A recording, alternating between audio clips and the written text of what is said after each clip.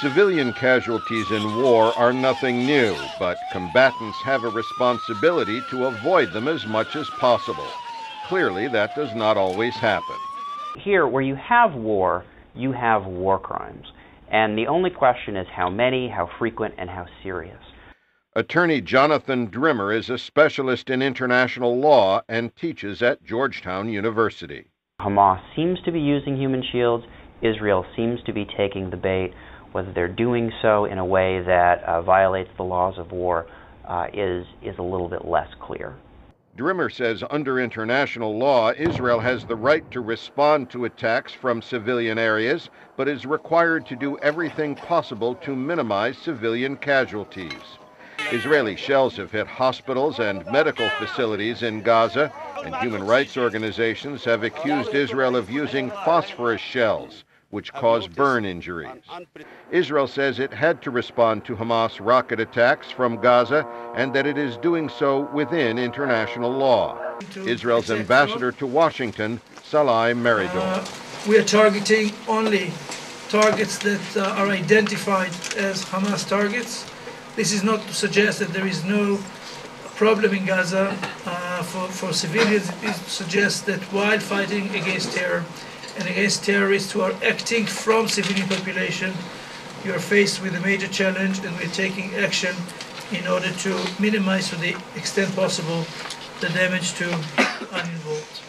Despite numerous attempts by VOA, a Hamas spokesman was not available for comment. But at the Palestinian mission in Washington, Chief Representative Nabil Abu Zunaid disputed Israel's claim that it is acting within international law. And the Israelis' harsh attacks on civilians in homes and in streets. I talk to people there. The Israelis are very harsh in their attacks, and they are not really responding to attacks. Really, they are trying to destroy the Palestinians. Abu Zunaid is from the Palestinian Authority, Hamas's rival that controls the West Bank.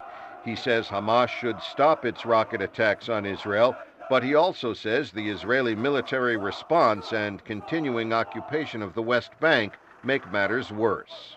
This occupation creates Hamas. This occupation creates radicalism. This occupation recruits suicide bombers. Let's move peace forward. This is the answer to radicalism.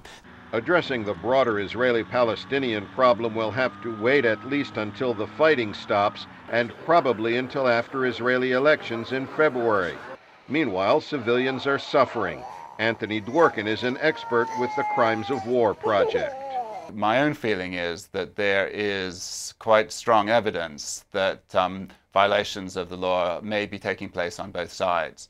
Experts say Hamas does not even pretend to respect the difference between combatants and non-combatants. It fires rockets at civilian areas. For many years, it recruited, trained, and armed suicide bombers, killing at least 500 Israelis in more than 350 attacks. And Israel says Hamas puts its military installations in civilian areas. But Dworkin says that does not remove Israel's responsibility to use all its capabilities to prevent harm to civilians and to choose not to respond in some cases.